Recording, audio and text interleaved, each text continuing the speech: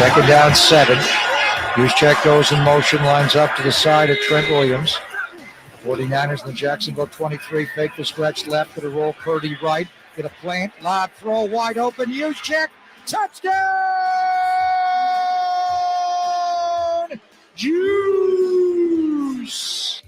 Oh, how great was that last week? The Niners at peak performance look great in Jacksonville. They're back home this weekend to take on Tampa Bay. Jason Ross here with you. Let's bring in the voice here on Niners at 9 of your San Francisco 49ers, Greg Papa. Greg, how are you today? You got us, Greg? Let's see. I've got him up here, Nate. You got him up there? I'm here. Oh, there you are. There you are. How are you, Greg? I put myself on mute, which I'm sure a lot of the audience over the years would love to have done. I love that. Niners at 9. So every morning at 9 o'clock, you're talking somehow Niners? We are. And, it fits. Oh. We got the voice of the Niners right here, right now. Fabulous. That's why you moved me to 9 o'clock. I love that. Yeah. Great. See, we had the theme there. So, we were saying earlier in this week, Greg, that it was one game, but man, what a game. Was that close to peak, to the ceiling, to what this team can be when all things are kind of locked in? Totally. I thought they were better against Dallas on that Sunday night game to get to 5-0, but they play like that. I don't know if it's an A+ game or an A or an A- game. They had a couple of penalties in the game. The Brandon Ayuk offensive pass interference. Trent Williams got called for a hold. Charvarius Ward is getting too many penalties. He got called for one. They had a problem with the running back screen to ETN here and there, Chase. But overall, that's winning football. I mean, 34-3. And to be able to call it off and bring in the backup quarterback right in the middle of a drive, which kind of surprised me, and then reinsert McCaffrey to try to get the record of 18 in a row to score a touchdown. But they were really good in all phases, and that's what they can be. And I think that the key to the game is what they did at the end of the half and the start of the second half, and Kyle calls it lapping an opponent when you score right before halftime, and they got the Moody field goal. And I know it wasn't right down the middle, but he snuck that one inside the right upright. They made it 13-3, and then they got the ball to start the second half, and they went right down the field and hit Kittle on the 66-yard wheel route to go up 20-3. So I think that's what Kyle likes to do, is lapping the opponent there, going into halftime, coming out of halftime, Jason. Yeah, and I think the other thing to me, the takeaway, look, we talked earlier in this year with you, Greg, about getting to 30. If you get to 30 with this team, they're going to be tough to beat. The defense is too good, and I think the defense had been okay. But last week, I mean, that was the first time with Chase Young. I think it unleashed the entire front group, and that was dominant. I mean, they got to 30 plus and then only held Jacksonville to 3, and it was a work for Jags to even move the ball. I mean, the defense, that had to throw you the most to how dominant they looked. Yeah, without a question. And it was the defensive line and the coverage behind it, and obviously going to the 5-man line on the first couple of plays of the game to insert Kinlaw. And then on the second series defensively, bringing in Chase Young. And I've seen him do this in practice. I mean, literally the very first play, Chase Young as a Niner, they went right to it. But Tim Reiner and I are calling the Buckeye Blitz, which is putting Nick Bosa and Chase Young right over the head of the center and standing up in 2-point stances, not down low. So it's just intimidating. Chase Young is so big. And they did that a couple of snaps and mixed Chase in. Javon Hargrave had his best game. And he had some good games early in the year, but I think this game in Jacksonville, he was just dominant. And they all played well. Cleveland Ferrell played well, and Eric Armstead played well. They all mixed in. And then they made a change in the secondary to match up with Christian Kirk, the great slot wide receiver. They moved Diamador Lenore in the slot. And that meant Ambry Thomas had to go outside, and they didn't play Isaiah Oliver as much. So, and then getting Dre Greenlaw back and him playing the way he's playing, and getting Talanoa back, even though he's not been hurt, playing like he did last year when he was all pro Huff. I mean, that is, if they play defense like that, Jason, come on, they're going to be really hard to beat. Yeah. That's why, to me, they're the most complete team in football. Going into every game, I kind of think they're going to win 30-10, because that's kind of what they do. They score 30 and they give up 10. They may get scored 35 and give up 17 or whatever. 34-3 is pretty impressive. But to me, when they're playing, right around their A plus, A minus kind of game, that's who they are. They score 30 and they give up about 10. How do you explain then? I mean, I know obviously a key was Debo and Trent Williams being out, but the 3 games in a row that they lost, getting 17. What else was off in that 3-game stretch? Mistakes. They kept making errors. They kept holding on early downs, and now it's 1st and 20. And a lot of those were penalties in the offensive line where they negated a big run or a big play. So you can't get into 1st and 20, 1st and 25. Just too many penalties. But they left themselves chances to win. Obviously, in Cleveland, they missed a field goal at the end. They could have won the game. Minnesota was a 1-score game at the end. And the issue at the end was turnovers. And I thought Brock played, I thought his worst game, his only bad game really as a Niner was in Cleveland. I thought he played great in Minnesota, but he got concussed at the end of the game, trying to sneak on 3rd down and threw 2 interceptions in 5 attempts to end the game. Whether or not that was directly attributable to him, losing his mental capacity and having a head trauma, you have to think it was. And then the end of the Cincinnati game when he forced a couple of throws, the one to Eli when he pulled it out on the mesh point and the one over the middle, he didn't see Logan Wilson as a buzz linebacker, but you were behind and you were scrambling a little bit. So, just getting behind the down and distance, scrambling, and then at the end just trying to force it. So, the bottom line, Jay, says they played turnover-free football in the game last week. When they don't turn the ball over, when they were off to a 5-0 start, they had 2 turnovers. When they lost 3 in a row, they had 7 turnovers. Last game, they had no turnovers. So do you see a correlation in the Niners? Now, that's easier said than done. Don't turn the ball over. Come on. You had a team that, a lot of times they take it away. Like here's the football. So, but when they avoid mistakes, penalties, and get themselves behind the down and distance and then turn the ball over, if they don't beat themselves, how many teams in this league are really good enough to beat them flat out? That's my thought too. That's what we were saying this week. Look, we've seen enough, whether it was the first half against Pittsburgh, the Dallas game, this game, peak 49er performance, I wouldn't pick against them. Now, someone maybe could get them on a Sunday, but I wouldn't pick against them if I know they're playing at their peak. Without a doubt. I think at peak on peak, and we're going to find out because we're going on or nearby, not quite to the peak, but after this game against Tampa, and this is going to be a challenging game. Tampa Bay's got some really good players, and they had a good scheme. We saw them last year. Niners routed them with Tom Brady at quarterback. We'll see how it changes with Baker. And then right to Thanksgiving. And now it starts the 3-game gauntlet that we saw when the schedule came out. Is those 3 games are going to define the season, both the NFC West and the NFC. And here we are, and it's exactly that. Niners are 6-3, Seattle 6-3. So we'll see if they're both 7-3 or have the same record going into Thanksgiving night. And then Philadelphia, right after that. Now, the thing is, you have 10 days to get ready for Philadelphia because you play on the Thursday before. Philadelphia's got Kansas City on Monday night of the Super Bowl rematch. They've got 1 loss. If they lose that game and they have a second loss, and the Niners may win against Tampa at home on Sunday and likewise in Seattle on Thanksgiving, then they can go in there and give them their 3rd loss plus win the season tiebreaker. So it's all right there. You move ahead of Seattle, move ahead of Philadelphia if you can run it, and then you come back and you play Seattle again on December the 10th. So you got to get through the game, but this is the Thanksgiving turkey in the Christmas holiday portion of the schedule when you go Seattle, Philly, Seattle. Yeah, this could be fun. We're talking with Greg Papa here, voice of the 49ers, on our Folsom Lake Honda hotline. Greg, you touched on Tampa, the game this week. So what are the areas that Kyle Shanahan, the defensive group, what are they going to be looking at with this Tampa team this week? Mike Evans, first and foremost. That guy is insanely consistent. He gets 1,000 yards every single year. He's going to get 1,000 yards this year unless he gets hurt. And he's just tall. He's big and strong. He runs every route, but mainly he runs vertical routes. He has an enormous catch radius. In years past, the Niners would have Charvarius Ward follow him around.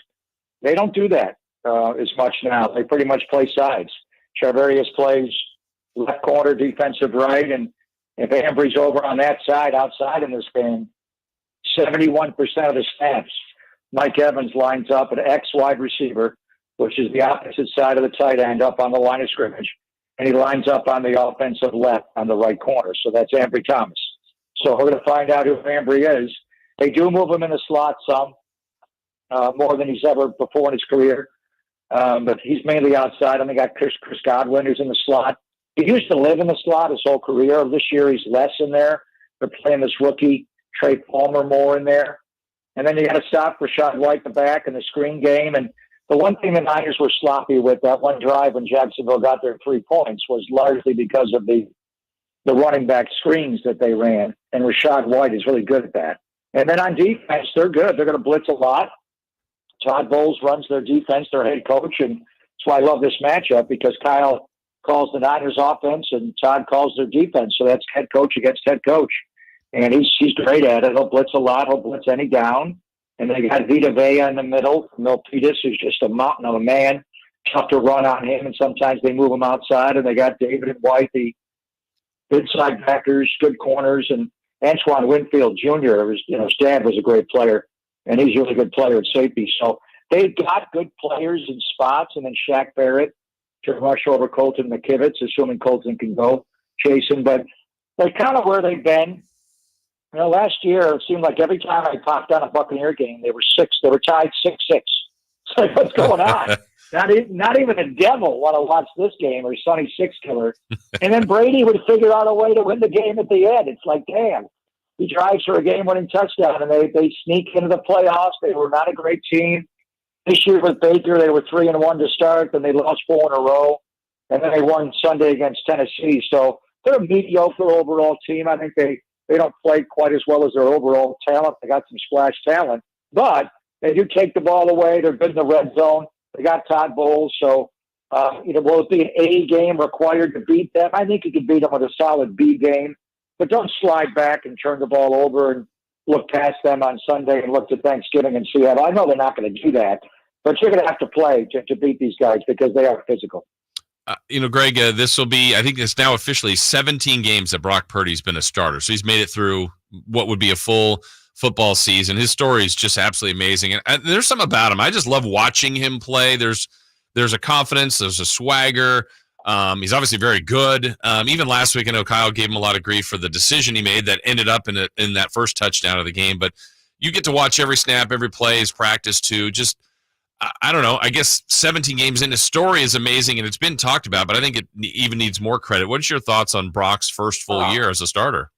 It's one of the greatest stories in the history of the NFL. It rivals anything. I mean, what Kurt Warner accomplished and guys coming from nowhere. There have been undrafted guys that have won Super Bowls. Brad Johnson in Tampa, when he beat the Raiders in Super Bowl 37, he wasn't even drafted in the NFL. So there have been guys, but I think the whole story, maybe because he was the very last pick in the draft, made it even better, being Mr. Irrelevant, to become the most relevant in the league right now. I honestly, Jason, and everybody's like, well, can Brock, now the new challenge is, can he do this? Can he face Todd Bowles for a second time and Dan Quinn for a second time and go on the road and this and that? And I honestly never worry about Brock Purdy. I never worry about him ever. He's the most consistent human being I've ever been around. He's Brock steady. He goes out, and now it's not all going to go great. Joe Montana had games where he turned the ball over. The catch game to Dwight Clark, the Niners turned the ball over 6 times in that game. Wow. It's not all perfect. So, people make mistakes. Steph Curry misses shots. Mm-hmm. De'Aaron Fox doesn't play well every now and then. It happens. It's just life. So it's not like he's guaranteed to play a great game every game, and every snap is going to go perfectly. But damn, he has a really high percentage of excellence. I honestly think he's only played one poor game, and that was in Cleveland. And I think it was the rain and the wind off Lake Erie, and he just could not grip it and rip it in that game. He couldn't control the ball coming out of his hands. Now, I'm talking 4 or 5 plays. Right. But they were big ones, but he made some big throws at the end. The one to Jennings to get him in field goal range on 3rd down at the end, and a couple to Ayuk. He got him in field goal range to win the game. So he played well enough, but, you missed a field goal to win, you lost. But honestly, he's been and I hate when people say he's artificial intelligence or a robot. He looks like that as a player, but he is a human being, and he's got emotions, and he's up and down, and he gets a little passionate when he makes a play with the ice water in his veins, but he's just incredibly consistent. Every single day, he's the same person. He's the same person that sat in front of me on the charter when he was trying to make the team as Mr. Irrelevant to the guy who's America's darling. He hasn't changed one iota, and he's not going to. That's who he is. He's just that kind of guy. Football's important to him, but he's a man of faith. He's got both cleats on the ground, and he's just a special guy. So he's just started his career. I can't wait to watch as many games as I can in his career. But honestly, unflappable. I mean, can you think of too many in all of American sport? Maybe Jeter. I mean, a guy come in and just play with the utmost composure. He's, in a word, he is unflappable. You can't rattle that guy. And if Todd Bowles wants to blitz him, go ahead and blitz him. Good luck. I wouldn't do that. I don't know what I would do. I would vary it. I think, a lot of times I think I'd drop into a zone and play 7 and rush 4 and try to just confuse him, but he's hard to confuse because he's so damn smart. And now he's got a little swag. And that touchdown pass he threw to IU, Kyle was critical of him. I don't really buy it, to be honest with you. Because he turned his feet and shoulders and opened up his hips to the target. It wasn't like he was twisting and throwing back across his body and it was a wild throw. He got lined up, and it was a tough throw. He had to throw it over the top, but he got it there. And I think when it left his hand, it went right to Ayuk in the back of the end zone. And the safety did not tip it, or the corner did not tip it. Number 32 didn't get it. But I've seen him make the throw over the middle when he hit, I think it was the Kittle, maybe Ayuk against Leighton Vander Esch and the Cowboys. That touched his fingernails, So they're not all going to be wide open, hole shots, and he only throws the wide open guy. So Kyle was just critical because it wasn't the way the play was designed. But isn't that also part of it, Evan? He's a system quarterback. The hell he is. That play, he opened it up. He wasn't going to run. He didn't get it to the check down. He went for the kill shot on first down, and that was a hell of a throw, wasn't it? He put it right in there. Yeah. And even that phrasing, I think it's such a funny phrasing to say system QB, but let's just even pretend that's even a phrase. Would the system expand because of Purdy's intelligence, release, reads? I mean, I don't know if I say the playbook's more open, Greg, but does Shanahan feel like he can do more things because of Purdy's ability? Jason, he already has. Yeah. He already has. I mean, the shots down the field, and there's nothing he can't call in any situation on any down. 1st to 4th down, he can make every throw. He can handle every concept. He can get his teammates lined up. And since we are playing Tampa Bay, and it's actually his first start last year was December the 12th, not in November, but it was against Tampa. And it's interesting because it's going back and watching that game. So there was a play right before halftime. The Niners were up 21-0. Brady was just driven close to the end zone and was in the low red zone, threw an interception, and the Niners got the ball back, and it's late in the half, and you're thinking, how are they going to handle this? They go right for it. And there was a route where there was a complicated double move where Brandon Ayuk ran a curl route into a comeback, and then he moved out of it and went to a double move and ran. So really kind of a triple move because you're running up the field, turn, come back with a curl or a comeback, and then you turn and go on a vertical. And Brock Purdy laid that ball in there. It was a little bit underthrown, but it was the gutsy call of Kyle to call that play. Brock was already playing with bad ribs. He hurt his ribs earlier in the game, and he got annihilated. He got hit right in the solar plexus, and he was talking this week because I thought that's where he actually fractured the ribs on that play. But he was saying he heard it earlier, but that one didn't feel good. And then right after that, they shut it down, and they ran almost every single play the rest of the game in the second half. But that play right there, and I think Kyle talked about it in the offseason and after, it's not that you wouldn't have called that with Jimmy or you wouldn't have called that with Trey, but would it have worked? Right. Could you open it up to that degree, and for him to stand in there and run that double move? And that was his first ever start in the NFL, and he weren't even at halftime yet. So I think Kyle knew before anybody what he had, but this guy is so smart. He's got ice water in his veins. And that throw, to me, will ever be in my mind, as will a very similar play, what he just did in his last game in Jacksonville. Mm-hmm. The one to Kittle for 66 yards. I mean, that's a similar – it was a pump over the middle to Brandon Ayuk, and the safety came down and took Ayuk away. So Brock starts to throw it, pulls it back, pumps it, and then goes to the other read, which is Kittle on an out and up and overrun against the linebacker, and he can't even step into the throw. He gets a total frontal and just gets annihilated. And, like Kyle said, it's like throwing a grenade from a bunker. When he first left his hand, I'm like, that thing's going straight up in the air. Where's it going?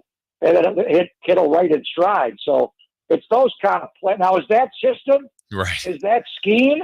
Or is that this quarterback's pretty damn good? How do you stand in there and make that throw? Making plays. I mean, unbelievable. It's fun to watch him. It's fun to hear your calls. We'll have it, of course, Sunday here, home game against Tampa. Greg, we will. Actually, it's going to be 2 weeks. We're off next Friday with the holiday, but we'll get back with you in a couple weeks and hopefully a couple more Niner wins in between. Thank you, man. Is Dave out for the holidays? So yeah. Happy Thanksgiving for me. Well, I will. Happy Thanksgiving to you and a couple of wins along the way. Thanks, Greg. Wow, that's going to be key. What's the record going to be when we come back? I know. Tampa and Seattle? Huge. I think so. Huge. I hope so. And then we got Philly that couple days later. So we'll talk in a couple of weeks, Chase. Sounds Happy good. Thanksgiving, man. Thanks. You too. That's the great Greg Papa joining us here on Sactown Sports. Again, game Sunday right here, your home of the San Francisco 49ers. All right, break time for us.